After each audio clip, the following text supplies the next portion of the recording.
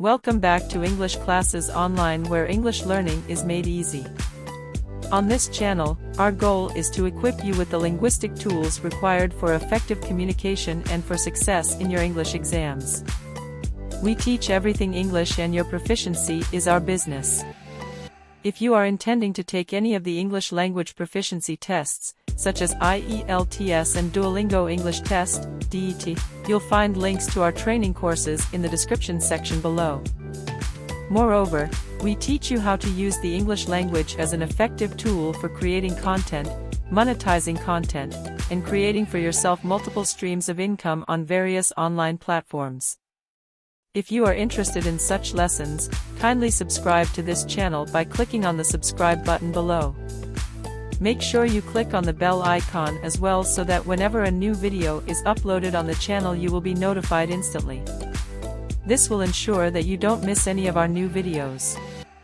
We appreciate all of you out there who keep supporting us by liking and sharing our videos with your friends and relations. Do not forget to browse through our playlists for other video lessons. In the description section below you'll also find links to different resources such as ebooks, online courses, and training courses that you might find useful for your English learning or for your content creation skill development. Let's get started with today's lesson right away.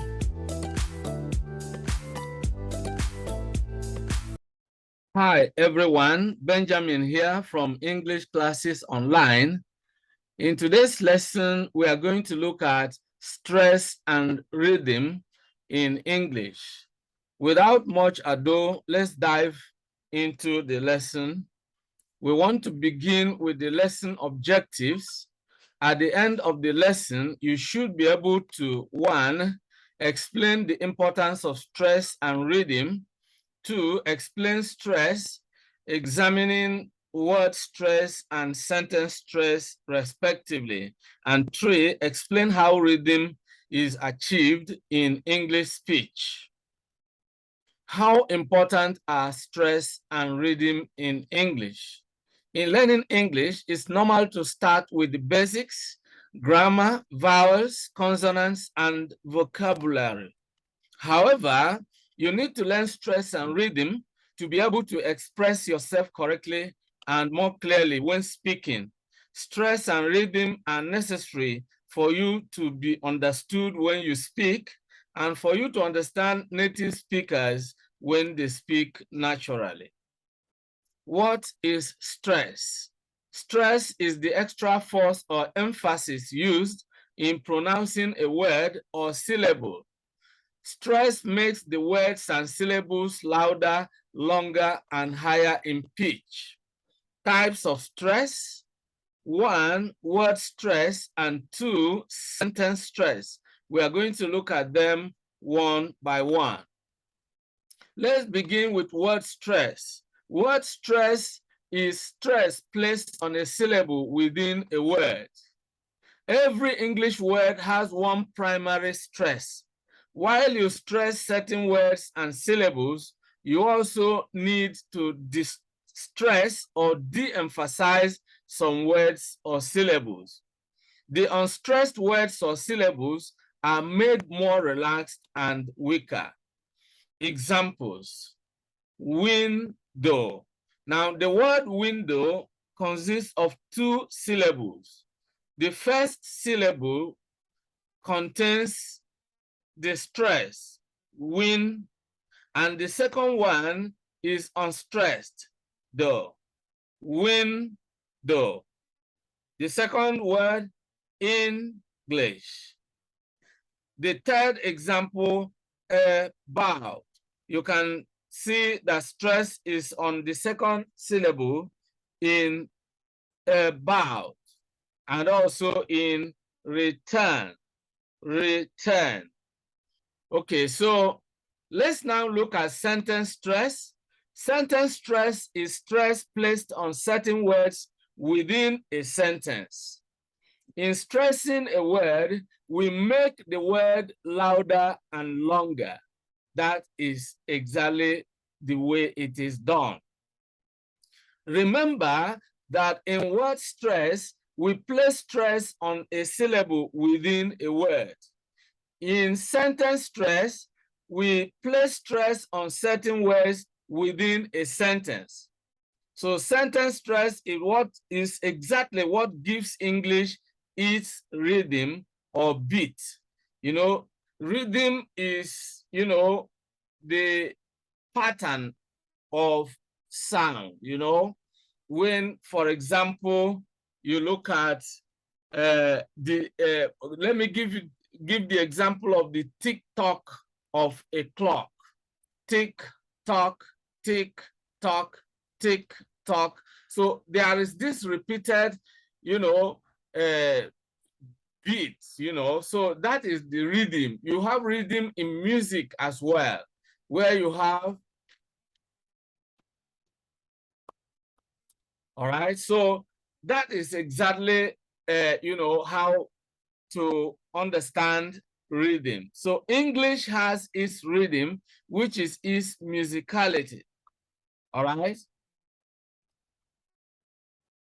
To communicate our ideas clearly in English, what is important is not only the words we choose to say, but also how we say them. Very importantly, how we say them. This is where sentence stress comes in. And this helps us to answer the questions: why is sentence stress important? What role does sentence stress play in ensuring that we communicate our ideas clearly when we speak? All right? So this is really very, very important. Stress helps to indicate what is important in a sentence. It draws the listener's attention to the parts of the sentence which are more important. That's exactly what stress does in a sentence. Stressing the right words helps to ensure that the actual meaning we want to convey is clear enough to be understood by listeners. Okay? Now let's look at rhythm. Rhythm is how we use a combination of stressed and unstressed words in sentences. By stressing and distressing words and syllables, we produce rhythm in English. It is rhythm that gives English its musicality. Rhythm comes from both syllable stress in words and word stress in sentences. The stressed words in sentences are called content words, which include nouns, main verbs, adjectives, adverbs, negatives, WH words, and interjections. Content words are stressed, and these are words that convey meanings. All right? Others are demonstratives. Of course, we have mentioned nouns, main verbs, adjectives, and adverbs. And then we have others like demonstratives, negatives, WH words, interjections, and numbers. These are all content words. They convey meaning. Let's look at examples. Examples of nouns are man, girl, house, cake, goat, tree. Verbs: run, play, eat, sing, read, write, work, shoot, kill. Then adjectives: good, bad, green, red, big, short. And then we have adverbs, which include now, there, here, today, yesterday, soon, fast, slowly, gently. Okay? So let's now move on. Function words are distressed, of course, or de-emphasized, and these are words that do not convey meanings, but only refer to or help to join other words together. These include articles, prepositions, conjunctions, pronouns, auxiliaries. Okay? Let's look at some examples. Articles include are, an, the. Prepositions include in, on, for, to, with. And then we have conjunctions. Examples are and, but, for, or. Pronouns include he, she, it, us, me, you. Auxiliaries or auxiliary verbs include can, would, should, will, shall, is, was. Okay? Now, as already mentioned, rhythm is how we use a combination of stressed and unstressed words in sentences. By stressing and distressing words and syllables, we produce rhythm in English. Let's look at some examples. Now, let's look at the following sentences. We have each sentence as a combination of stressed and unstressed words. Sentence 1, he wants to pay us the money. Now, the content words here are wants, pay, and money. He, to, us, and the are function words. Those words do not convey meaning, but they either refer to other words or we use them to join the content words together, okay? Now, the second sentence, I love my mother. The content words are love and mother. The next one, you have to go to the bank. The content words are have, go, and bank. She is not a wise girl. 3 content words are in this sentence, and they are not wise girl, okay?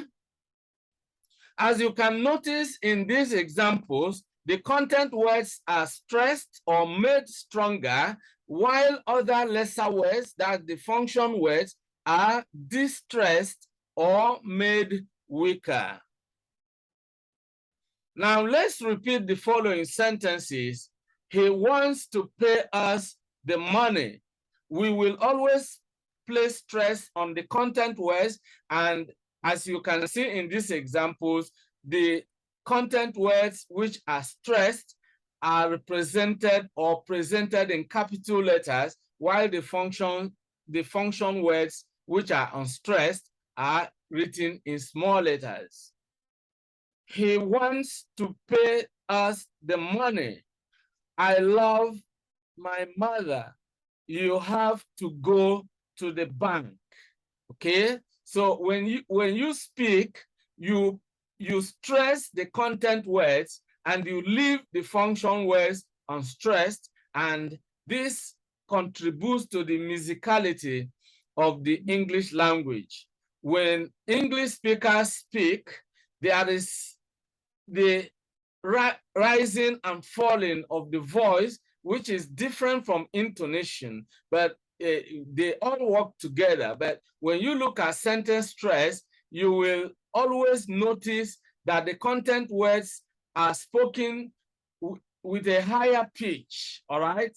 And with a louder voice, while the function words are almost silent, okay? That's the way it works in the English language. Notice that only the content words are pronounced prominently in each sentence. The function words are made weaker. In fact, each function word is almost made part of the nearby content word in connected speech.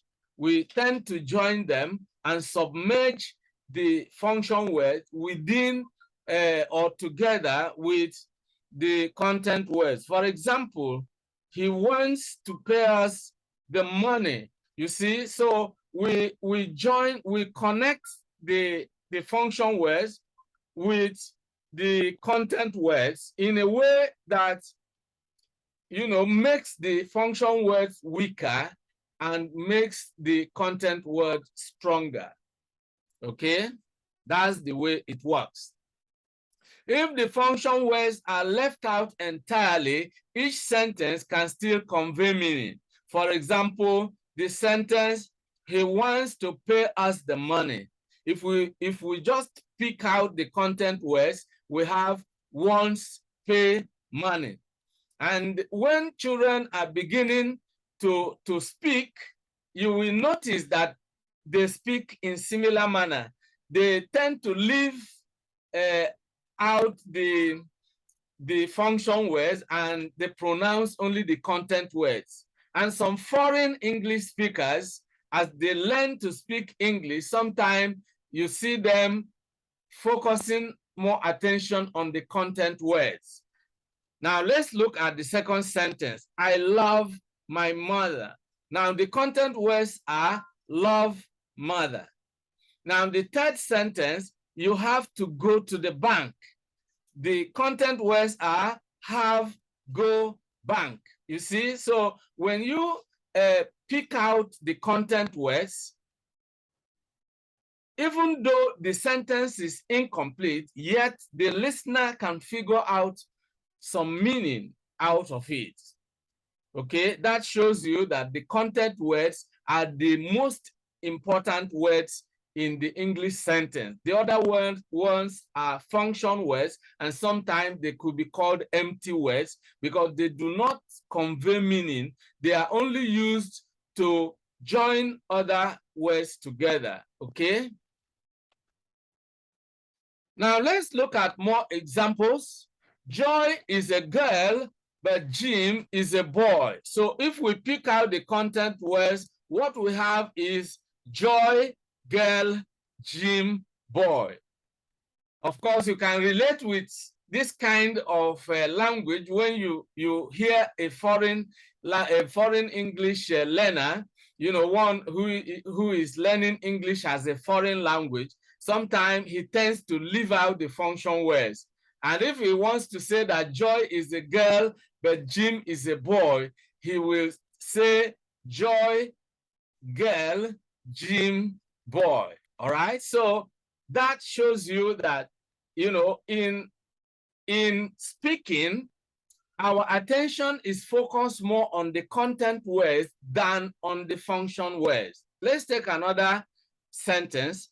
Rats live in holes and birds live in nests. Now, if we pick out the content words, what do we have?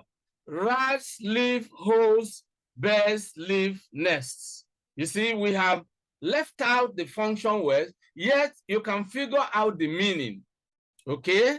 Let's take a look at another example. Mark plays football, but his sister plays tennis. Now, let's again experiment with the content words. What do we have?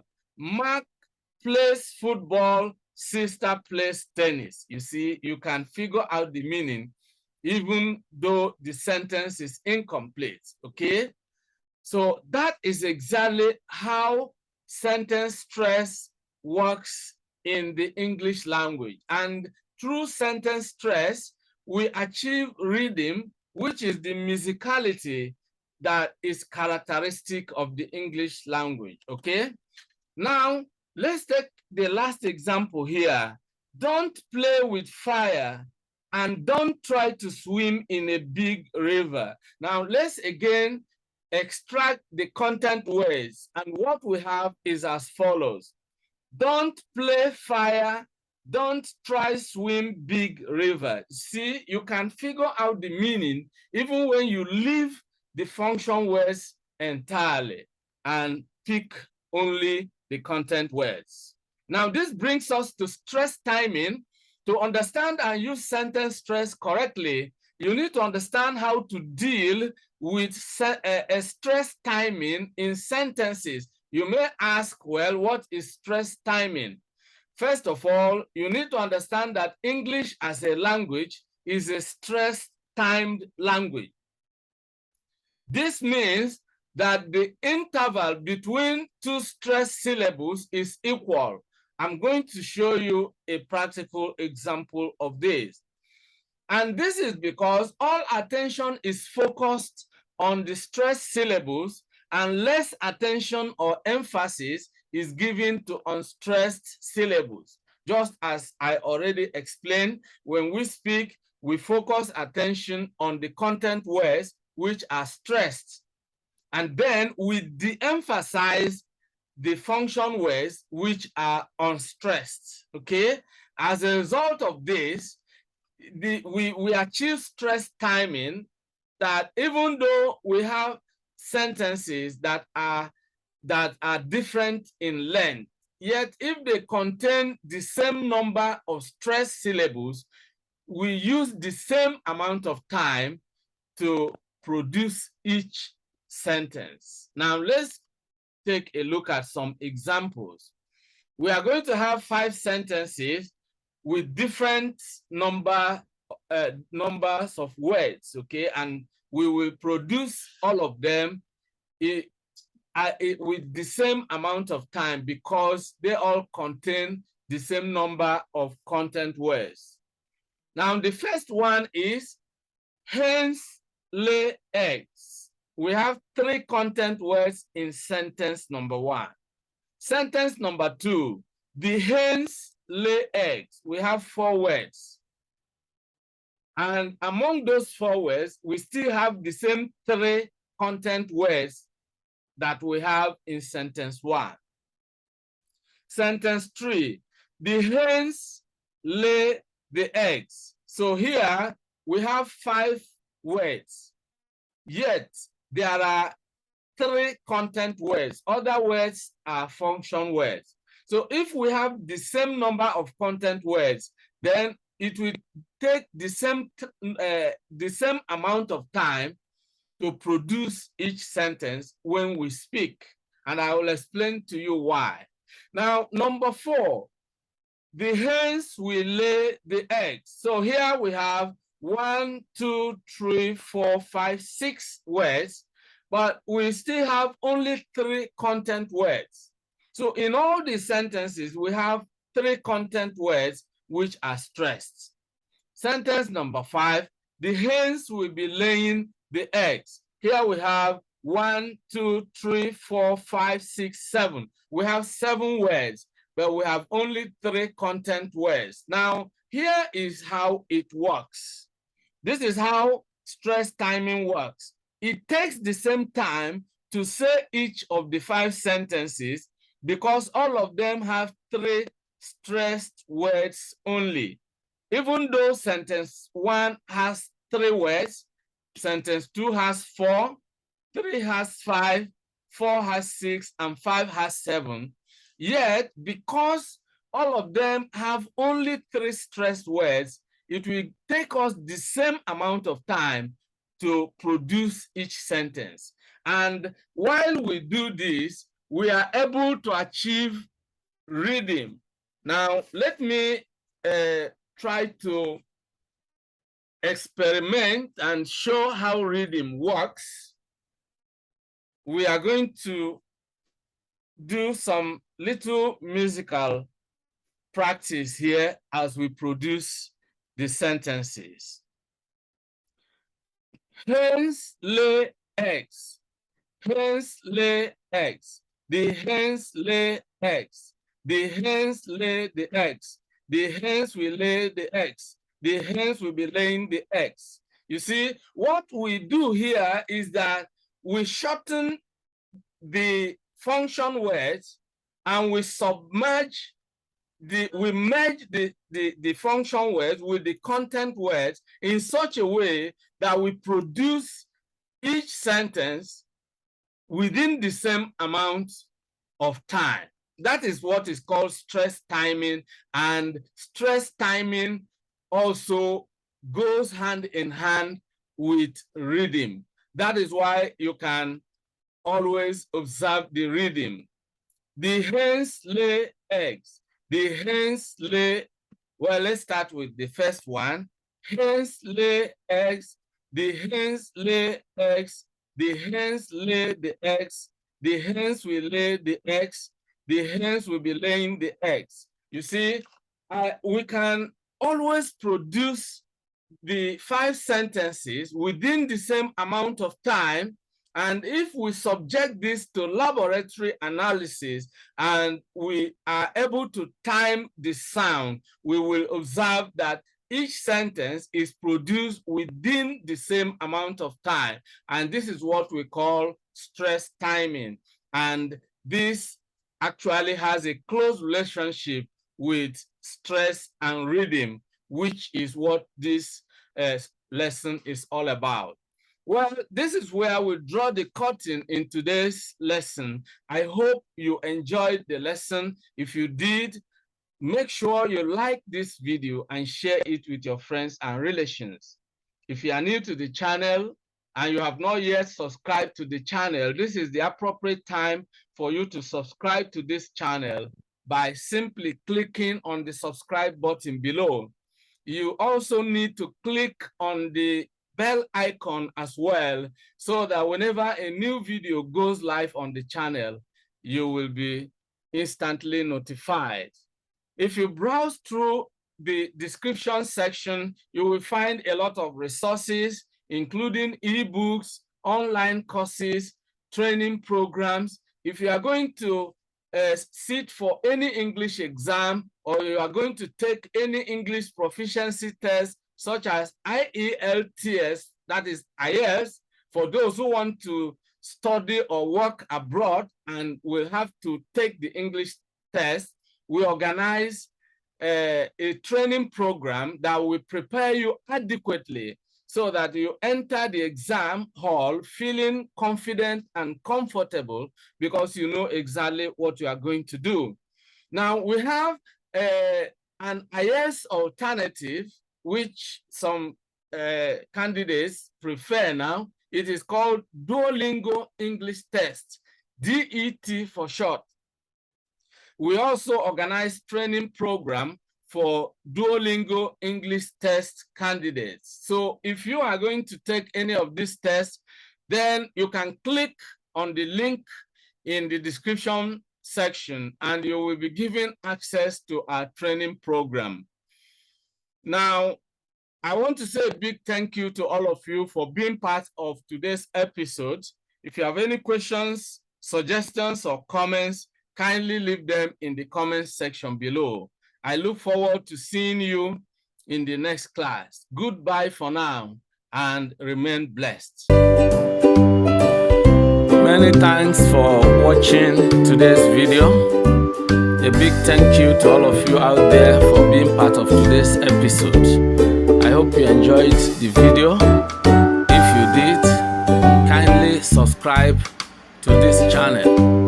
Subscribe now as a way of giving us support. For notification about new videos, click on the bell icon. You will find the bell icon. Click on it so that whenever a new video is uploaded, you will be instantly notified. If you have actually enjoyed the video, like and share the video with your friends and relatives. This is very important. If you have any comments, leave your comments below. Any questions, any suggestions, we would gladly receive them and respond promptly and positively to them. See you in the next video. I look forward to always seeing you